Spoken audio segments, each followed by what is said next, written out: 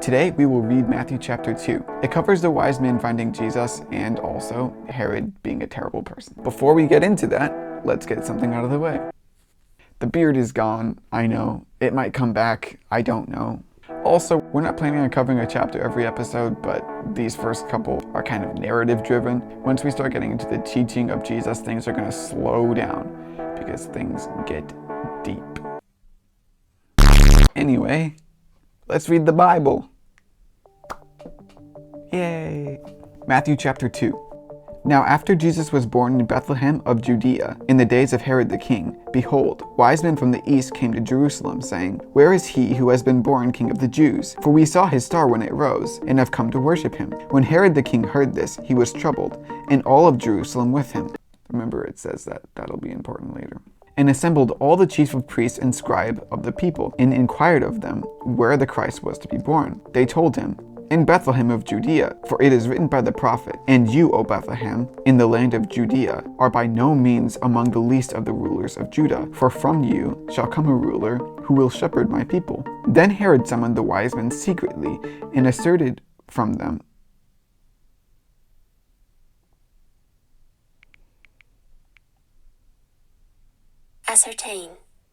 Ascertained.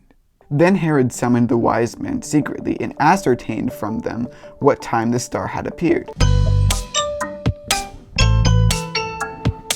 And he sent them to Bethlehem, saying, Go and search diligently for the child, and when you have found him, bring me word, that I too may worship him.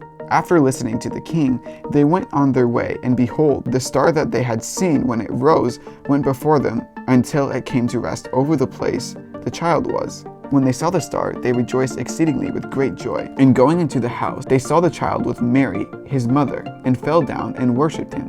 Then opening their treasures, they offered him gifts, gold and frankincense and myrrh. And being warned in a dream not to return to Herod, they departed to their own country by another way. So this is the Nativity, more or less. Actually, I need to get something off my chest here.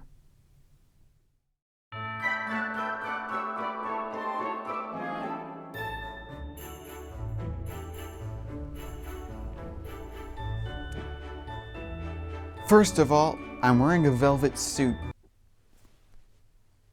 But that's not important right now. Right now we're going to be talking about nativity scenes. They are all so fake. They're all fake. First of all, Christian cliche. Jesus is always white. Why is he white? Jesus wasn't even white. Probably. Second of all, there's always 3 wise men in the pictures in little statues. But that's tradition.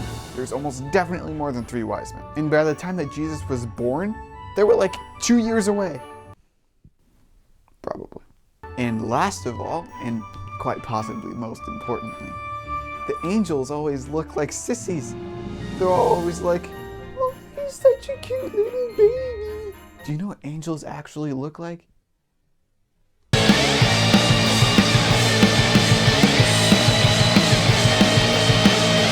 Again, probably.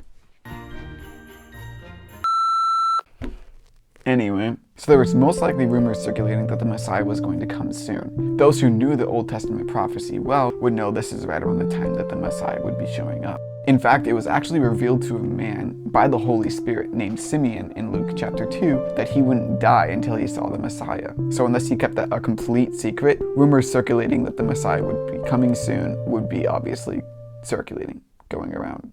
I keep on saying the word circulating.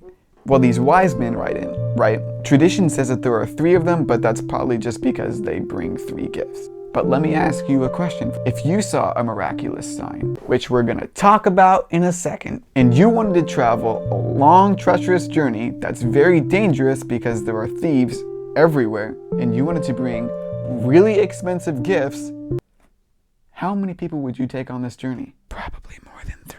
Okay.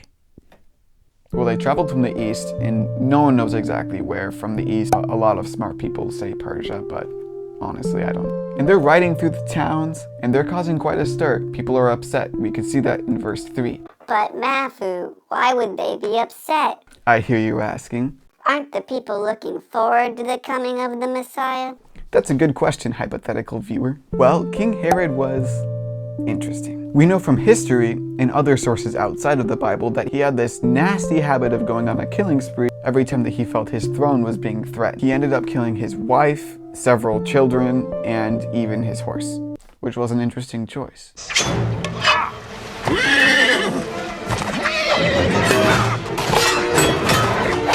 So it makes sense that the coming of the Messiah would be kind of a scary time. One more thing that I want to touch on before we move on is what's now called the Star of Bethlehem. A lot of people think that it was a comet or planets that have lined up or some sort of other natural event, but I don't really think that that's the case. We know that Herod didn't see it because he asked the wise men when they first saw it. And if it was some sort of star or something, then you would think that, everyone would see it. Second of all, we see from verse 10 that they were all excited when they saw the star come back. It was like it disappeared for a while and they weren't expecting to see it again. If this were a comet or a star or something like that, then it would be fairly consistent. There have been many times in the Bible when God uses supernatural things to guide people. I think of the pillar of cloud and of fire back in the time of Moses. It's not really far-fetched for me to think that maybe this was a sign like that, maybe an angel or something of that nature. Okay, we read on. Now when they had departed, behold, an angel of the Lord appeared to Joseph in a dream and said, Rise, take the child and his mother, and flee to Egypt, and remain there until I tell you. For Herod is about to search for the child to destroy him. He rose and took the child and his mother by night, and departed to Egypt, and remained there until the death of Herod. For this was to fulfill what the Lord had spoken by the prophet, Out of Egypt I called my son. Then Herod, when he saw he had been tricked by the wise men, became furious, and he sent and killed all the male children in Bethlehem in that region who were 2 years old or younger, according to the time that he had ascertained from the wise men. Then was fulfilled what was spoken by the prophet Jeremiah. A voice was heard in Ramah, weeping and loud lamentation, Rachel weeping for her children. She refused to be comforted, because they are no more. But when Herod died, behold, an angel of the Lord appeared in a dream to Joseph in Egypt, saying, Rise and take the child and his mother, and go to the land of Israel, for those who sought the child's life are dead. And he rose and took the child and his mother, and he went to the land of Israel. But when he heard that Archelaus was reigning over Judea in the place of his father Herod, he was afraid to go there. And being warned in a dream, he withdrew to the district of Galilee, and he went and lived in a city called Nazareth, so that what was spoken by the prophet might be fulfilled, that he would be called a Nazarene. So there's something to be said about just doing what God asks, but what I find interesting is that there are two different stories in this chapter about people who do what they're supposed to do.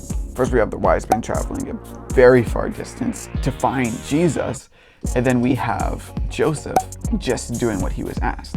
Something that I kind of want to stretch the importance of is the difference between the two and how they're both important. Joseph was given very specific instructions.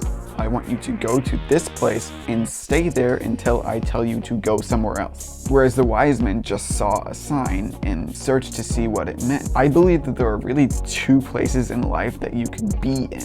One of them is when God is giving you specific instructions, and another is that you're seeking to find out, what does God want you to do? You should be either seeking God like the wise men or following God's instructions like Joseph.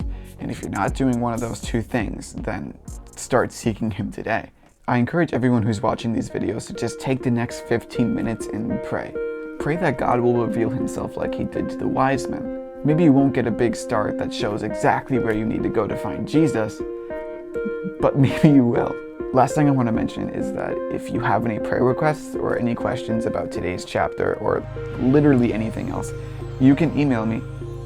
I was thinking about opening up some sort of social media, but I really don't see a need for that at the moment. But if you have any questions, go ahead and email me at this email. This email.